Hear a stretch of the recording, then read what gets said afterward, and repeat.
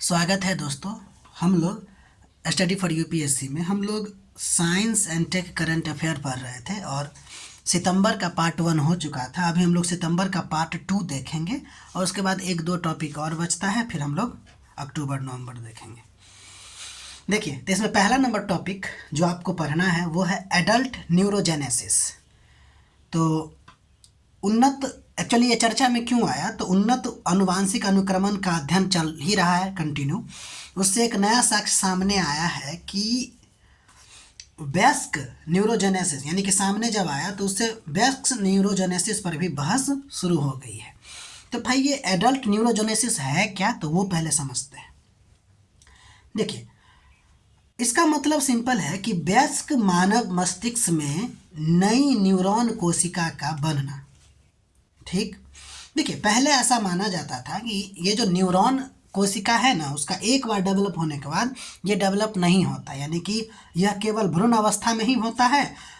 लेकिन यानी कि यह केवल भ्रूण अवस्था यानी कि बचपन में ही बनता है, उसके बाद फिर ये दोबारा नहीं बनता। ये इसका कहने का मतलब था पहले के विचारों में। लेकिन अब ये स्पष्ट हो चुका है कि वयस्क मस्तिष्क में यानी कि बड़ों के मस्तिष्क में भी सीमित क्षेत्रों में यह प्रक्रिया होती है और न्यूरॉन बनता रहता है। ठीक, समझ गए ना? न्यूरॉन क्या है? तो न्यूरॉन जो होता है ना, वो आपको स्ट्रक्चरल एंड फंक्शनल यूनिट होता है आपको हमारे मस्तिष्क का। ठीक, न्यूरॉन कोशिका। तो इसका जो प्रमुख क्षेत्र है जहाँ पे बनता रहता है वो है आपको हिपोक्रैम्पस का क्षेत्र, जहाँ पे आपको न्यूरोजेनेसिस होता रहता है, न्यूरॉन बनता रहता है। ठीक है, इतना पढ़ने का एक ही मतलब है कि अब यह सिद्ध हो चुका है कि बड़े व्यक्तियों के दिमाग में भी सीमित तौर पे न्यूरॉन जो है वो बनता है। एक्चुअली में इसका प्रमाण आपको 1990 के दशक के बाद, लगभग कहे तो 1998 के आसपास के तकनीकों से पता चला कि एडल्ट न्यूरोजेनेसिस होता है। और ये एडल्ट न्यूरोजेनेसिस आपको बढ़ सकता है, अगर आप बनाना चाहें तो ये बढ़ सकता है। कैसे? व्यायाम अगर आप ठीक ठाक कीजिएगा, एक्सरसाइज ठीक ठाक करिए, या फिर अच्छा इनरिच्ड इन्वायरमेंट में अगर रहिए, ठीक है, तो ये बढ़ सकता है। लेकिन अगर ये कम भी हो सकता है अगर तनाव ज़्यादा हो, बीमारियां, दीर्घकालीन बीमारियां यानी कि बहुत ज़्यादा दिनों तक रहने वाली बीमारियां अगर ज़्यादा हो, यानी तो वृद्धावस्था में ये क्या होता है, बनता नहीं है। ठीक है, यानी कि अभी सीमित तौर पर ही लोगों को जानकारी मिला है। ठीक, तो वो हो गया। अगला नंबर टॉपिक आपको चर्चा में था टू फैक्टर ऑथेंटिकेशन, 2FA। इसके बारे में विस्तार से बताया जा रहा है कि कैसे प्रमाणिक ऐप जो है पासवर्ड चोरी और हैकिंग के प्रयासों के खिलाफ खाता सुरक्षा में सुधार के लिए एक कोड उत्पन्न करता है। ये आपको 2 फैक्टर ऑथेंटिकेशन के बारे में आपको जानना है। तो देखिए, होता क्या है, सिंपल बात है कि यूजर की जो पहचान है ना, वो स्थापित करने के लिए दो अलग अलग प्रकार का उपयोग है ना, दो अलग अलग प्रकार का मतलब सिर्फ पासवर्ड ही नहीं, एक एक्स्ट्रा सुरक्षा लेयर कि केवल पासवर्ड डाल दिए और उससे आप सुरक्षित हो गए, नहीं। 2 फैक्टर का मतलब हो गया कुछ और भी बात। यानी कि अगर हम कहें कि ऑथेंटिकेशन में 3 फैक्टर होता है, जैसे समथिंग यू नो, जैसे कि आप पासवर्ड आप डालते हैं, कोई पिन डालते हैं, और समथिंग यू हैव मतलब आपके पास मोबाइल है या फिर OTP डिवाइस है, और तीसरा फैक्टर होता है आपको समथिंग यू आर, जैसे कि फिंगरप्रिंट, फेस, आइरिस। तो 2 फैक्टर ऑथेंटिकेशन में होता क्या है कि इस 3 फैक्टर में से कोई 2 फैक्टर का क्या करते हैं, संयोज करके, योग करके, मिला के आप ऑथेंटिकेशन बना सकते हैं। 2 फैक्टर ऑथेंटिकेशन इसी को कहते हैं। जैसे मान लीजिए कि आपने कोई पासवर्ड क्रिएट किया, बनाया, अब दोबारा अगर आप लॉगिन करते हैं उसको, तो आपको अपना यूजर ID देना पड़ेगा, नेम देना पड़ेगा, पासवर्ड दीजिएगा, और पासवर्ड जैसे ही दीजिएगा तो फिर आपको आपके मोबाइल में OTP जाएगा। OTP जाने के बाद आपको वेरीफाई करना होगा, वही होता है 2 फैक्टर ऑथेंटिकेशन। अब देखिए, ये जो वन टाइम OTP होता है ना, वो टाइम बेस्ड होता है, इसीलिए कहते हैं TOTP, यानी कि one time based one time password. यानी कि एक ऐसी प्रणाली होती है जो समय के अनुसार अपने बदलती रहती है। कुछ टाइम दे देता है, इस टाइम में अगर आप कीजिएगा तो कीजिएगा, नहीं तो अगर आपको पुनः करना है तो फिर से नया OTP आएगा। और 2 स्तरीय प्रमाणीकरण, ये जो 2 फैक्टर ऑथेंटिकेशन है उसको और ज़्यादा ये मजबूत बनाता है OTP के द्वारा। ठीक है, ये जो OTP जनरेट होता है उसके लिए एक फंक्शन होता है जिसका नाम है हैश फंक्शन। उसका एक उदाहरण है आपके पास SHA-256 के द्वारा क्या होता है कि OTP जो होता है वो जनरेट किया जाता है। ये बात आप ध्यान रखिएगा, यानी कि 2 फैक्टर ऑथेंटिकेशन में आपको 3 फैक्टर में से, यानी कि 2 फैक्टर ऑथेंटिफिकेशन का जो 3 फैक्टर है उसमें से कोई 2 फैक्टर के द्वारा आप अपने कोई भी चीज़ को सिक्योर करते हैं, और उसमें जो अगर OTP वाला आप सेलेक्ट करते हैं तो उस OTP को जो जनरेट करने वाला डिवाइस होता है उसका नाम है आपको, यानी कि उसका जो वो जो फंक्शन है उसका नाम है हैश फंक्शन, और उसका एक उदाहरण आपके पास है SHA-256। ठीक है, इसको ध्यान रखिएगा। अगला नंबर टॉपिक चर्चा में था आपको India's small satellite launch vehicles यानी SSLV प्रोग्राम।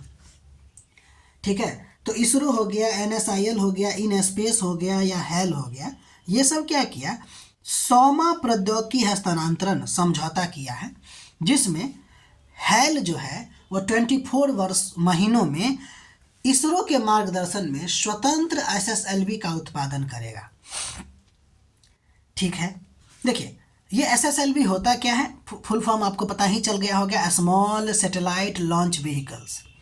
ठीक है, भारत में एक विशेष लॉन्च व्हीकल कार्यक्रम है ये, जिसके तहत छोटे उपग्रह को कम लागत पे तेज लॉन्च के लिए और व्यावसायिक उद्देश्यों के लिए अंतरिक्ष में भेजने के लिए विकसित किया गया है, यानी SSLV जो है वो विकसित किया गया है। ठीक है, इसका उद्देश्य क्या है, खासकर यहाँ देखिए ना, वाणिज्यिक उद्देश्यों के लिए, कमाने के लिए। उद्देश्य क्या है, लघु उपग्रहों को निम्न भू कक्षा में यानी कि LEO लो अर्थ ऑर्बिट में क्या करना, स्थापित करना। लघु उपग्रह का मतलब 500 से कम या 500 तक, उससे ज़्यादा नहीं, 501 भी नहीं होना चाहिए, 500 kg से कम या उससे और ज़्यादा, 500 kg तक नहीं तो उससे कम। ठीक है, इसका ये उद्देश्य हो गया। अगर आप SSLV, ये बहुत इंपॉर्टेंट पॉइंट हो सकता है, SSLV का संरचना कैसा होता है, तो आप कुछ इस तरह कह सकते हैं कि SSLV में अगर देखिएगा तो इसमें जो 3 लेयर होते हैं वो आपको क्या होता है कि 3 स्टेज जो होता है वो आपको 3 सॉलिड प्रोपल्सन स्टेज होता है, यानी कि SSLV में 3 चरण होते हैं और तीनों में सॉलिड फ्यूल होता है। इसमें जो फ्यूल होंगे, इसमें जो फ्यूल होंगे, इसमें जो फ्यूल होगा वो आपको क्या होगा, सॉलिड होगा। उसके बाद एक छोटा सा और होता है स्टेज जिसका नाम है लिक्विड प्रोपल्सन बेस्ड VTM, यानी कि वेलोसिटी ट्रिमिंग मॉड्यूल होता है। ये क्या होता है, एक छोटा सा लिक्विड फ्यूल वाला भी होता है। ये क्या होता है आपको, इसमें लिक्विड फ्यूल वाला स्टेज होता है ये, जो फाइनल स्पीड या डायरेक्शन को देता है। क्या करता है, जो फाइनल स्पीड या डायरेक्शन को देता है, और उसके बाद यहाँ पे क्या होगा, उपग्रह होगा। ठीक है, समझ गए। तो यही इसका एक स्ट्रक्चर है आपके पास SSLV का। 3 लेयर होता है, 3 स्टेज होता है, और एक फाइनल स्टेज वाला होता है जिसको बोलते हैं VTM, जो लिक्विड प्रोपोर्शन का होता है। प्रोपल्सन का मतलब इसके लिए समझिए कि फ्यूल, प्रोपल्सन मतलब इसका फ्यूज समझ लीजिए। ठीक है, प्रोपल्सन मतलब, अगर इसका डिजाइन देखेगा तो कॉम्पैक्ट डिजाइन होता है, यानी कि पूरा रॉकेट सिस्टम छोटा होता है, हल्का होता है, कम जगह में फिट होने वाली होती है। और मॉड्यूल आर्किटेक्ट होता है इसमें। मॉड्यूल आर्किटेक्ट का मतलब हो गया कि छोटे छोटे भागों को, मॉड्यूल मतलब भाग, अलग अलग भाग को बना के फिर उसको पूरा जोड़ के रॉकेट बनाया जाता है। पहले छोटा छोटा पार्ट को बनाया जाता है और फिर उसको जोड़ के एक रॉकेट तैयार कर लिया जाता है। ये छोटा होता है, हल्का होता है, कॉम्पैक्ट डिजाइन का होता है, इसलिए इसको बाय रोड भी ट्रैवल किया जा सकता है, एक जगह से दूसरी जगह तक ले जाया जाएगा। अब देखिए इसरो जो है आपको अपना दूसरा जगह लॉन्चिंग पैड बना रहा है, इससे पहले वाले लेक्चर में आपको बताया है। तो श्रीहरिकोटा से वहाँ ले जाने के लिए इसको रोड, बाय रोड भी इसमें इस्तेमाल कर सकते हैं। ठीक है, और SSLV के लॉन्चिंग के लिए ही तो दूसरा नंबर बन रहा है आपको तमिलनाडु के एक गांव में। ठीक है, तो ये हो गया आपको। अगला नंबर आपको टॉपिक चर्चा में था खासकर वाइकिंग लैंडर एक्सपेरिमेंट, ये बहुत पुराना है और इसके इंटरप्रिटेशन को लेकर, ठीक है। देखिए, एक्चुअली यह मिशन जो है 1976 का था और इसका उद्देश्य था कि मंगल ग्रह की मिट्टी में जीवन के संकेत को ढूंढना। और इसमें 4 तरह के एक्सपेरिमेंट किए गए थे। पहला नंबर एक्सपेरिमेंट का नाम है, और सबसे क्या क्या निष्कर्ष निकला वो देखते हैं। तो पहला नंबर है आपको लेबल्ड रिलीज एक्सपेरिमेंट। इसमें क्या किया गया, मंगल ग्रह के जो मिट्टी है ना, उसमें रेडियो एक्टिव न्यूट्रिएंट सॉल्यूशन डाला गया और देखा गया कि रेडियो एक्टिव एलिमेंट गैस निकलता है कि नहीं। तो गैस निकला। वैज्ञानिकों में बहुत खुशी हो गई कि भाई लगता है इसमें माइक्रोबियल लाइफ, जैविक लाइफ, पहले सूक्ष्म जीविक जैविक लाइफ आपको मौजूद है। लेकिन बाद के निष्कर्षों से पता चला कि ऐसा नहीं था। ये एक्चुअली केमिकल ऑक्सीडेशन रिएक्शन भी हो सकता है, इसके लिए आपको वो रेडियो एक्टिव गैस निकला। दूसरा एक्सपेरिमेंट किया गया था, यानी कि ये जो लेबल्ड रिलीज एक्सपेरिमेंट किया गया था ना, लेबल्ड रिलीज एक्सपेरिमेंट, इससे पॉजिटिव साइन निकला कि भाई इसमें ना मंगल ग्रह पे पहले कभी लाइफ रहा होगा। लेकिन अदर जो 4 एक्सपेरिमेंट है उसमें से एक तो पॉजिटिव दिया, दूसरा भी पॉजिटिव दिया, लेकिन तीसरा चौथा जो है आपको नेगेटिव दे दिया। इससे अंदाज़ा लगा पाए कि भाई जीवन तो कम से कम नहीं है। तो पहला में थोड़ा सा पॉजिटिव साइन मिलता है, गैस निकलती है। दूसरा में भी देखिए गैस एक्सचेंज एक्सपेरिमेंट किया गया। इसमें क्या किया गया कि मिट्टी में न्यूट्रिएंट डाला गया और वाटर डाला गया, जिससे कि ऑक्सीजन रिलीज हुआ।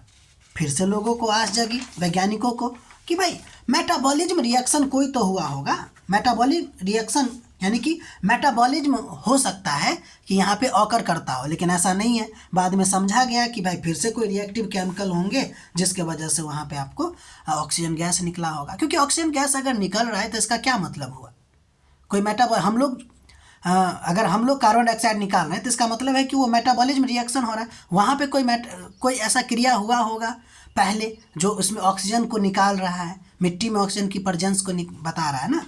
अब देखिए एक आपको और एक्सपेरिमेंट किया गया जिसका नाम है प्रोलाइटिक रिलीज एक्सपेरिमेंट। इसमें क्या हुआ कि मिट्टी में CO2 और CO का मिट्टी को क्या किया गया, इस वातावरण में रखा गया और फिर सनलाइट दिया गया और देखा गया कि फोटोसिंथेसिस होता है कि नहीं।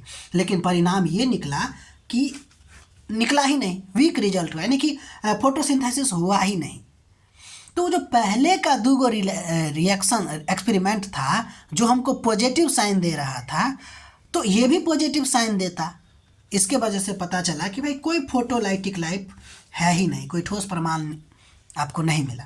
इसके अलावा GCMC एक है गैस क्रोमेटोग्राफी मास स्पेक्ट्रोमीटर। ये भी एक प्रकार का एक्सपेरिमेंट है जिसमें क्या किया गया, मिट्टी में ऑर्गेनिक मॉलिक्यूल खोजे गए लेकिन नहीं मिला।